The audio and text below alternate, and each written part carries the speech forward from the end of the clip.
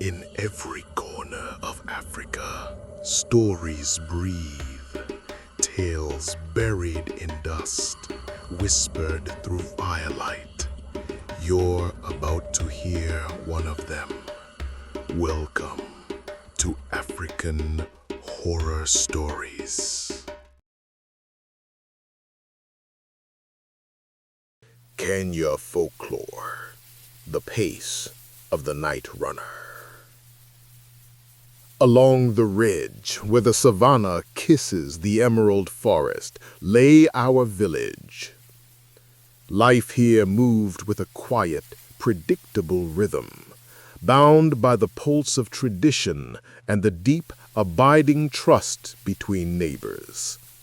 When the great sun dipped below the horizon and the long shadows stretched into the deepest black, that rhythm changed. Our safety, our very peace of mind was entrusted to one man, Kofi.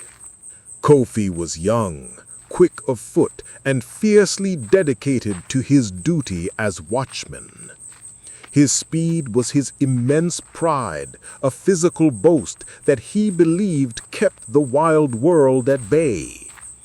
He had trained his body for years, honing his muscles until his movement was as effortless as the wind itself.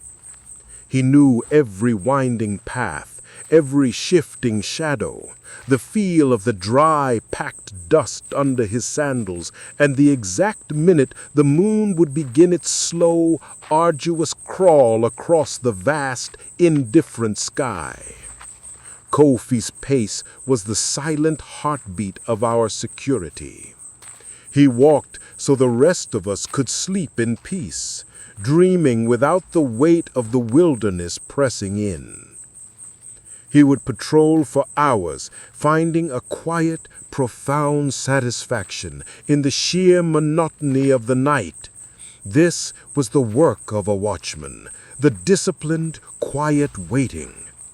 He would check the simple woven latches on the doors, listening for the soft, even breath of the sleeping children, the low, steady crackle of the communal fire coals. The air was thick, humid, a living presence that he breathed in and out, marking the passage of time by the subtle shift in temperature as midnight approached. The silence was rarely complete.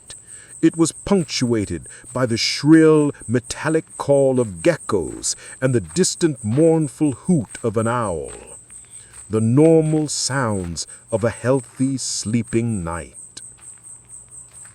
His thoughts were often of his ancestors, proud watchmen before him, men who protected the quiet sanctity of home. He was protecting the softest parts of life.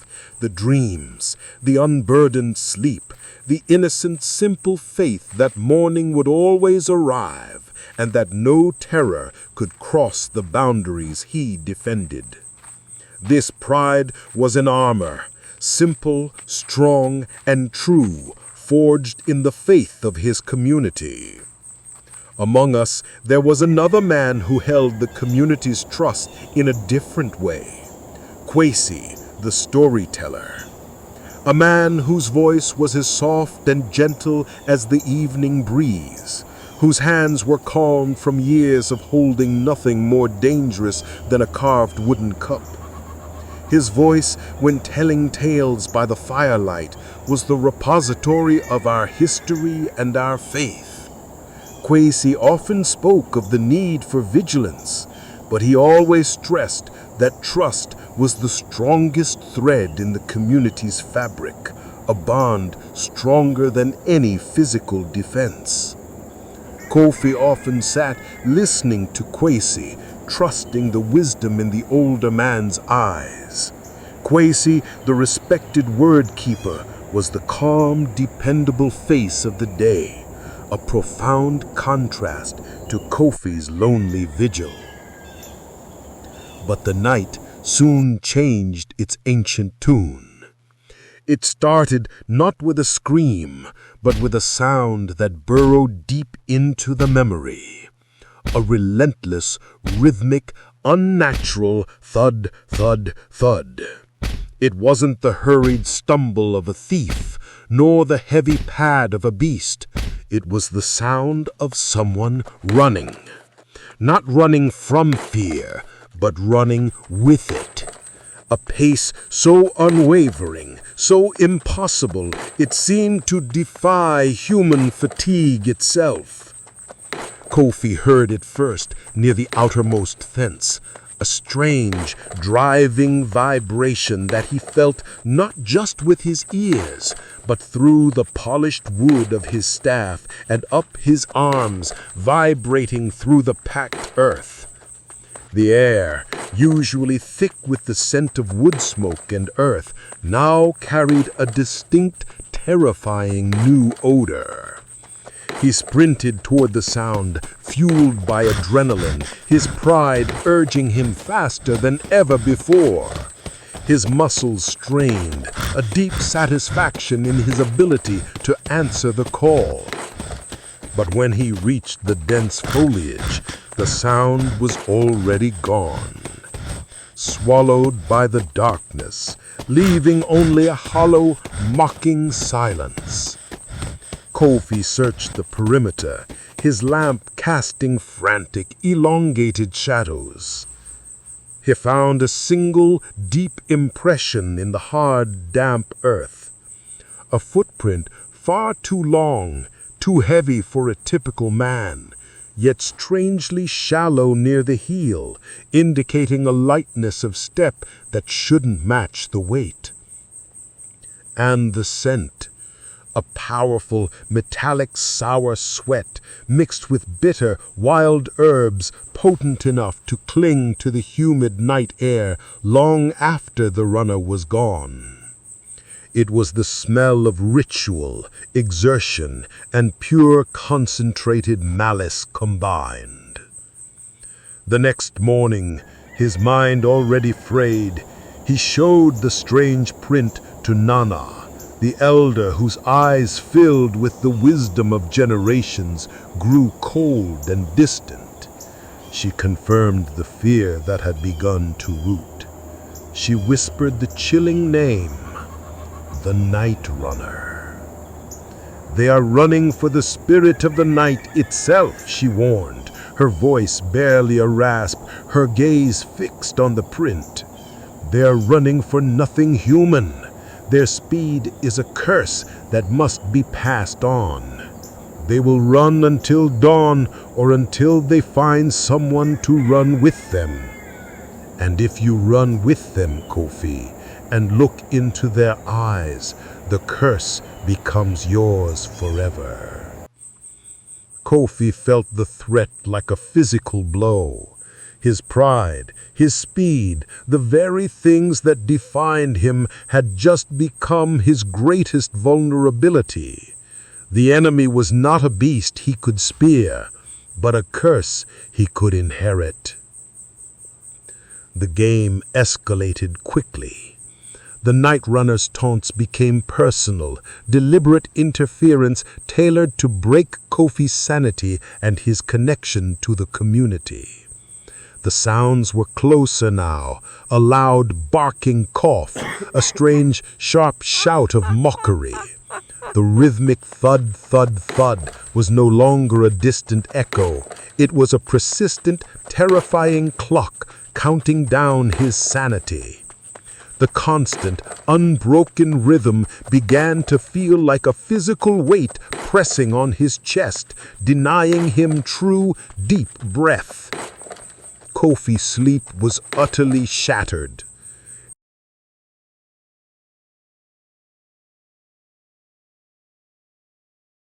Night 1 of the taunt. The runner desecrated a communal space. In the morning, a sign. A small bundle of coarse animal hair tied with an unnaturally tight red thread was left on the village well, a sign of defilement.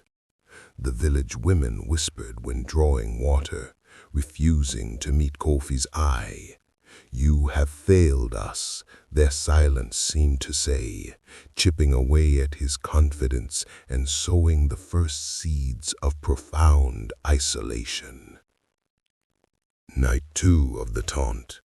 Kofi heard the runner's voice, not shouting, but faintly singing a warped children's lullaby from the forest edge, a tune every child knew, distorted just enough to sound malicious and wrong. The sweetness of the melody, turned sour by the night, was a profound psychological attack. He ran towards the sound, but only caught the final mocking echo. In the morning, he found a small charm, a piece of rope tied in a complex, ritualistic knot, left precisely on his sleeping mat. The knot was cold to the touch, heavy with that metallic scent. Kofi spent agonizing minutes trying to undo the binding, his strong, nimble fingers failing to loosen the unnatural weave. He could feel the tension in the fibers, the malevolent intent of the knot's maker. He kept the knot, tucking it away, convinced that breaking the simple rope would break the larger spell. This small coiled rope became the focus of his paranoia, a physical manifestation of his failing duty, haunting his waking hours. Night 3 of the taunt. The terror struck his sanctuary. Kofi found a fresh smear of white clay on his own heart door.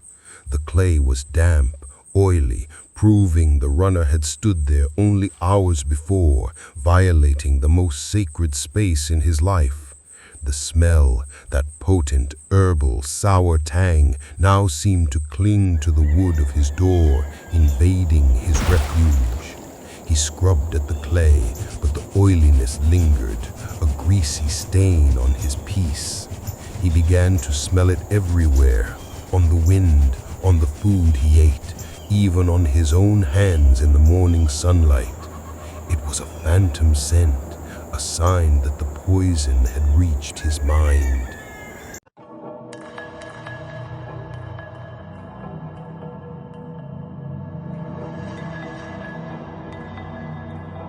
Kofi doubled his pace, running his route 3 times as fast, sacrificing his sleep to the point of collapse.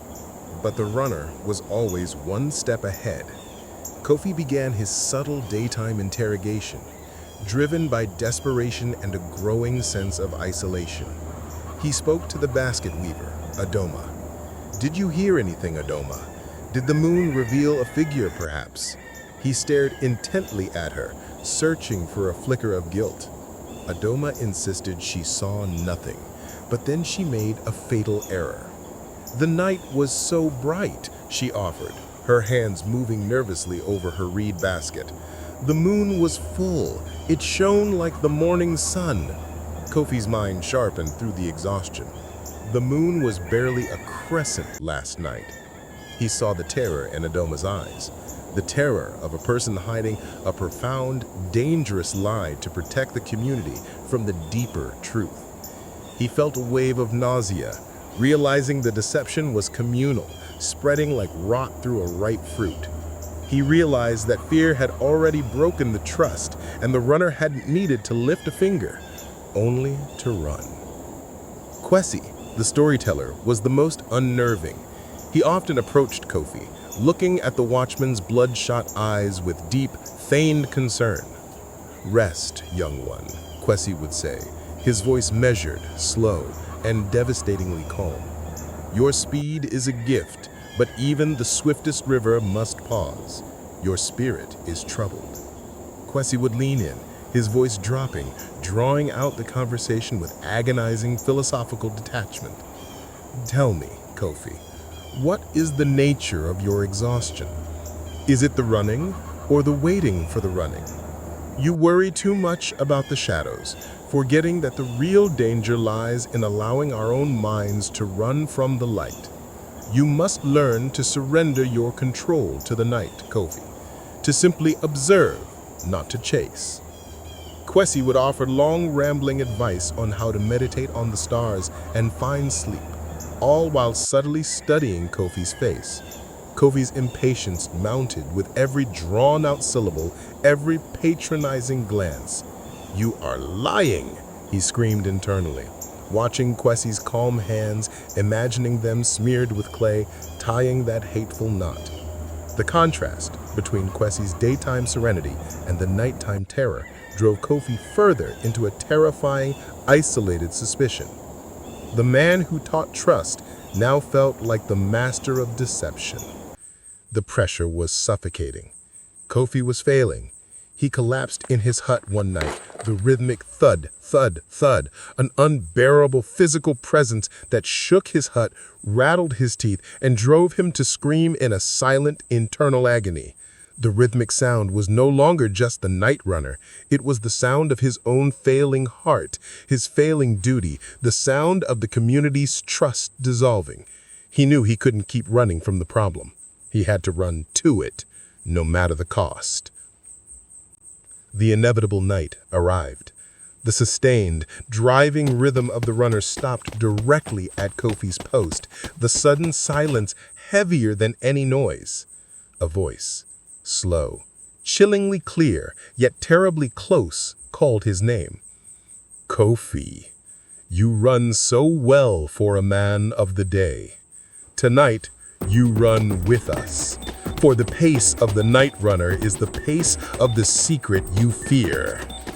Kofi's heart hammered a final desperate beat. He grabbed his staff, driven by duty and a need to end the crippling paranoia. He ran headlong toward the sound.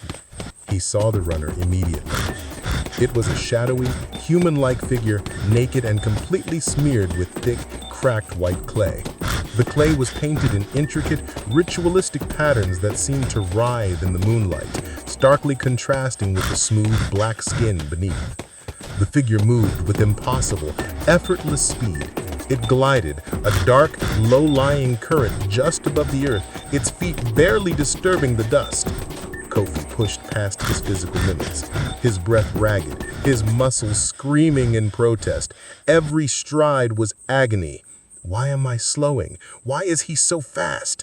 The runner's mocking ease humiliated him with every step of the chase. He could hear the runner's breathing, a shallow, machine-like hiss that never changed pace, a sound of perfect, inhuman efficiency. The runner led him deeper, past the familiar paths and straight into the central clearing, the most sacred, trusted space in the village, now utterly defiled. Finally, the runner stopped in the center.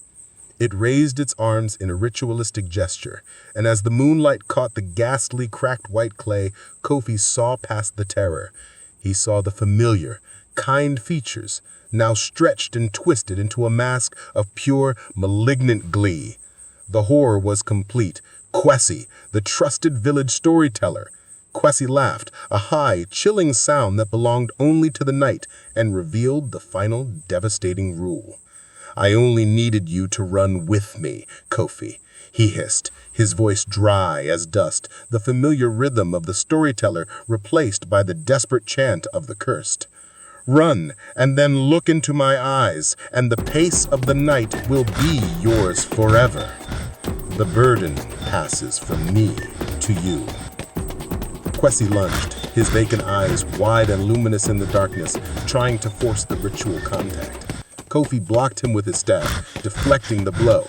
He understood. Running away meant accepting defeat and inheriting the curse. He had to run to a boundary, a place that confused the ritual. He remembered Nana's ancient rule: running water breaks the spell. He turned and sprinted towards the small tributary river. Kwesi, howling in primal frustration, chased him. His unnatural pace was now fueled by rage and the desperate need to be free of the curse.